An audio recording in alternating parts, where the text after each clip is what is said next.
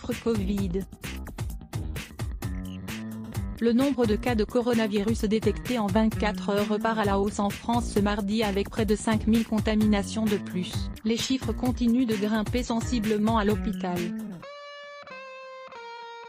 Sommaire: le dernier bilan du coronavirus en France, communiqué ce mardi 1er septembre 2020, fait état de 4982 contaminations supplémentaires en 24 heures, un chiffre qui repart à la hausse après les quelques 3000 cas recensés la veille. Les données de Santé publique France semblent par ailleurs confirmer que le rebond de l'épidémie de Covid-19, constaté depuis la mi-août, se répercute dans les hôpitaux avec des soldes en hausse à la fois sur le nombre de patients hospitalisés plus 22 en 24 heures, et le nombre de patients en réanimation plus 15.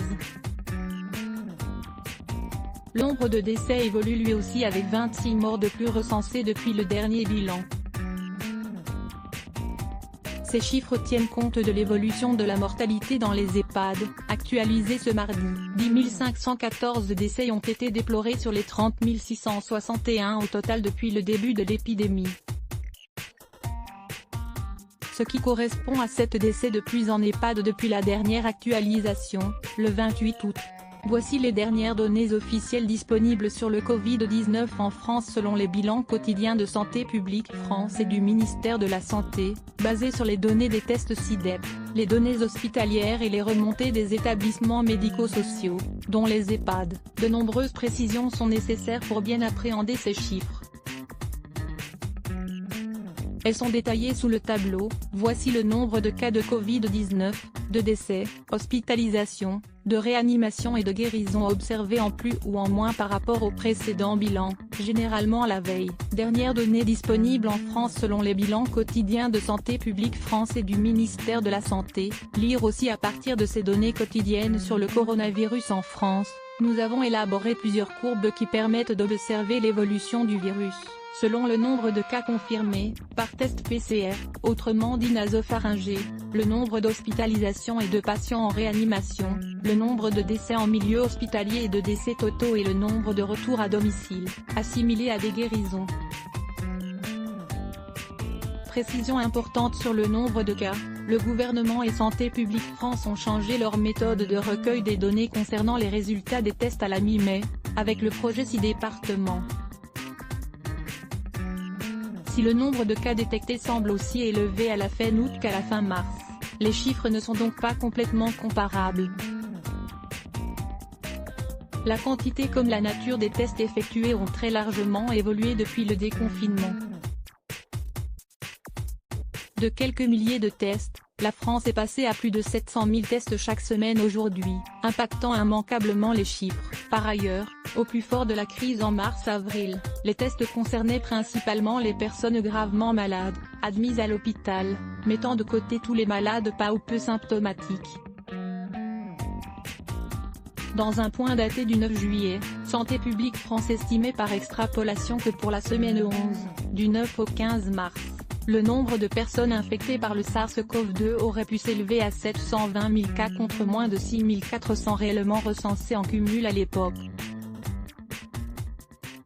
Des centaines de milliers de cas seraient ainsi passés hors des radars jusqu'en mai, qui sont partiellement comptabilisés aujourd'hui avec la généralisation des tests, y compris chez les asymptomatiques.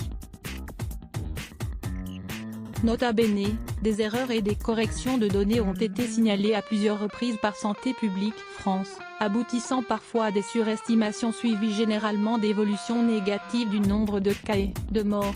Il faut aussi bien distinguer ici l'évolution du nombre total de patients hospitalisés à un instant T et les nouvelles hospitalisations, autrement dit les nouvelles admissions chaque jour à l'hôpital, brut.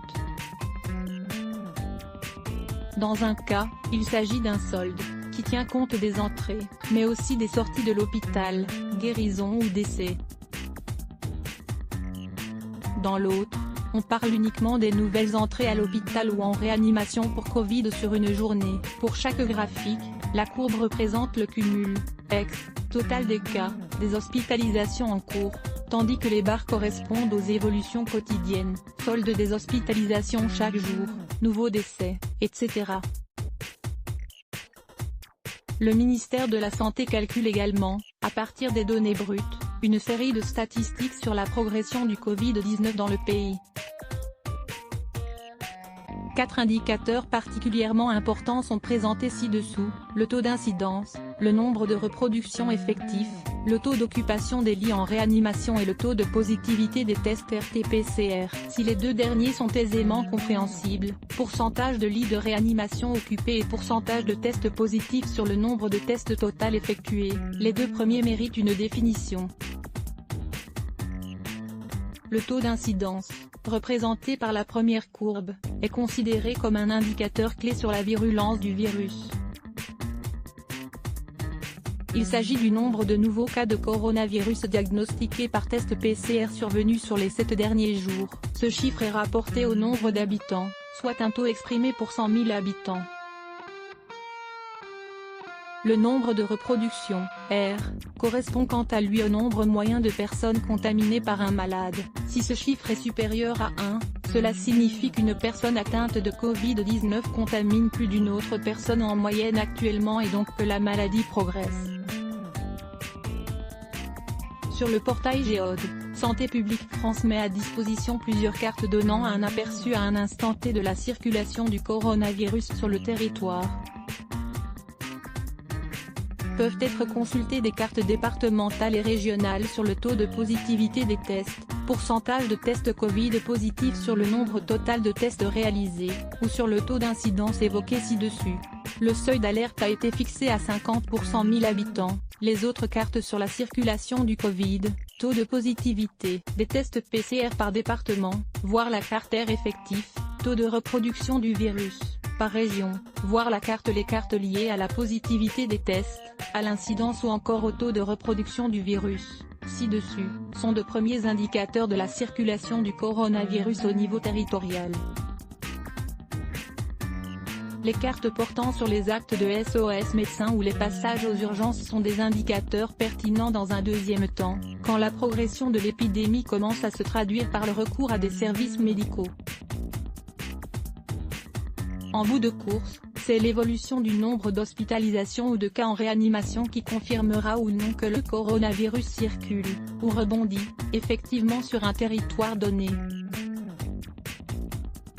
Cette carte présente le nombre total de personnes actuellement hospitalisées pour Covid-19 par département, les autres cartes sur les interventions médicales et les hôpitaux, taux d'actes de SOS médecins quotidiens pour suspicion Covid, voire la carte taux de passage aux urgences quotidiens pour suspicion Covid, voire la carte nouvelles admissions quotidiennes à l'hôpital, voire la carte nouvelles admissions quotidiennes en réanimation pour Covid, voire la carte nombre de personnes actuellement en réanimation, voire la carte dashboard complète établie par SRI France, voire la carte de nombreux autres graphiques ainsi que des cartes sont élaborées par les scientifiques et par des revues reconnues pour tenter d'observer le plus finement possible la trajectoire de l'épidémie et pour comparer l'évolution du Covid-19 dans les différents pays touchés.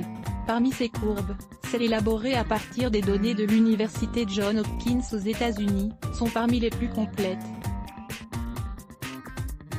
Ces données sont notamment reproduites par le Financial Times, Google Studio et bien d'autres avec des mises à jour au quotidien. Nous nous basons depuis la mi-avril sur les données et graphiques présentés par le site Our World in Data, projet conjoint de chercheurs à l'université d'Oxford et de l'ONG Global Change Data Lab. Ces courbes et cette carte présentent le nombre de cas et de décès ramenés à la population, soit pour 1 million d'habitants. Courbe du nombre de cas de coronavirus par million, carte du nombre de décès de coronavirus par million.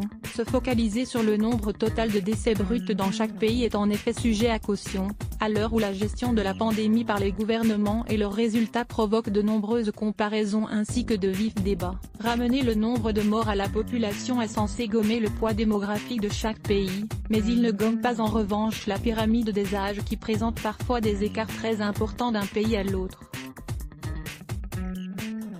Newslet et l'autre intérêt des courbes et des cartes du projet Our World in Data, est qu'elles tiennent compte du décalage dans l'émergence de l'épidémie d'un pays à l'autre. Selon les graphiques, le décompte débute à partir du premier cas ou du 100e cas détecté sur le territoire, ou encore, pour les décès, du jour à partir duquel 5 morts ont été recensés dans le pays, jour 0 en abscisse. Let's block ADS. Why?